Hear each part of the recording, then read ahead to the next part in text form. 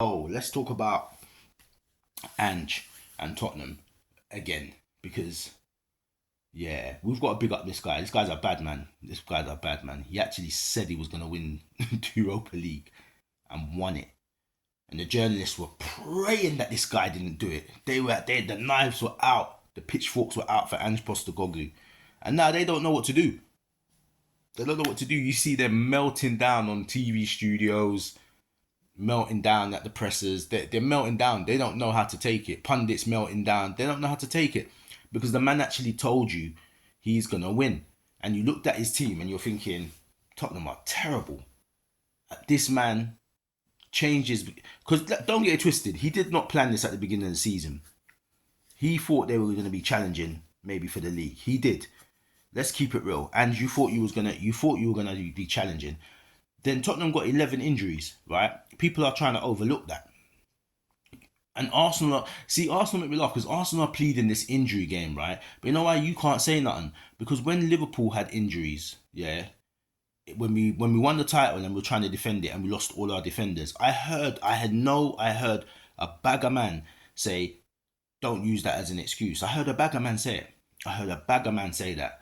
Oh, you lot are the worst. They were mocking us. You lot are the worst champions ever. I can't even defend the title. Da, da, da, da, da. We needed Alisson to get us back in the Champions League that year. But we got told we can't use that as an excuse. We got told that. We had no back line. We ended up with Kabak.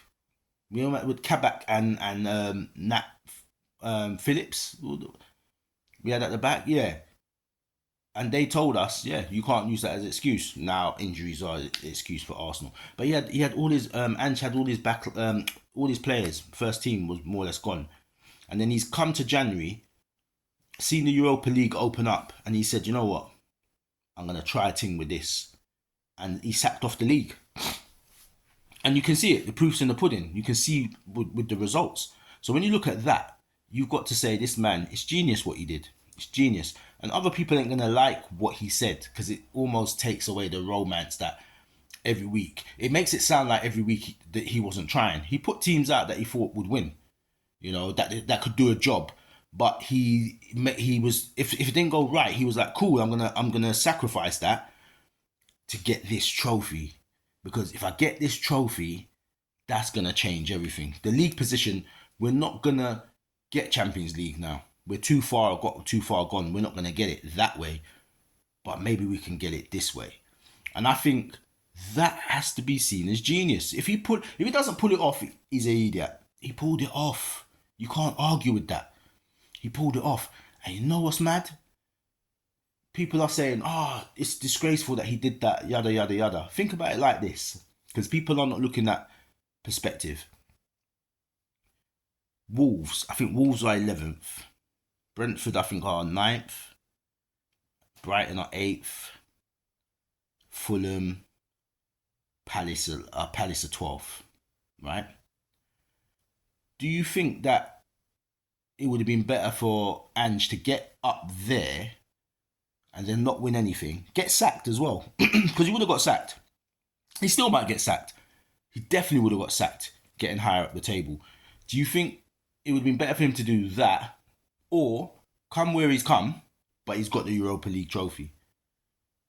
Because I know which one I would choose. You know what I'm saying? I'd be fuming that we came 17th. But to know we're still in the league, and then we've got the Europa, and we're in the Champions League.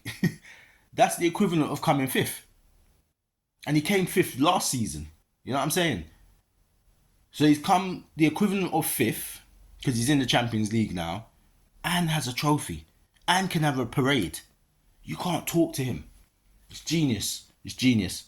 You know what I mean? It's genius. I've got to take my hat off to that man. Bad man. I love it. When you say what you're going to say and you deliver, man can't talk to you. And that's what I'm talking about. Arsenal are rattled, mate.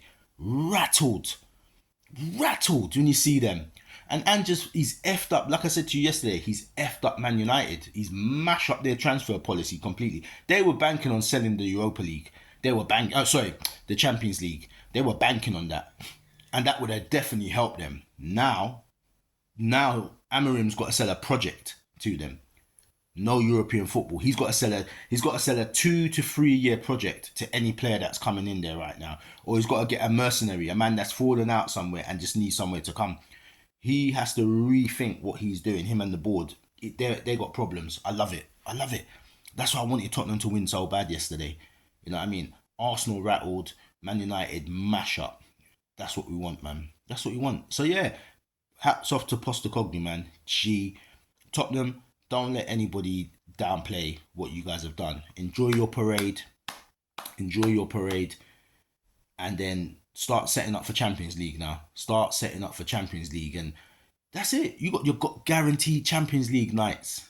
Guaranteed. You know what I mean? Ah, man, I'm happy for Tottenham. I'm happy for you. Until you mess with us, I'm going to be happy for you. So, yeah, man. Tottenham, salute you, man. Peace.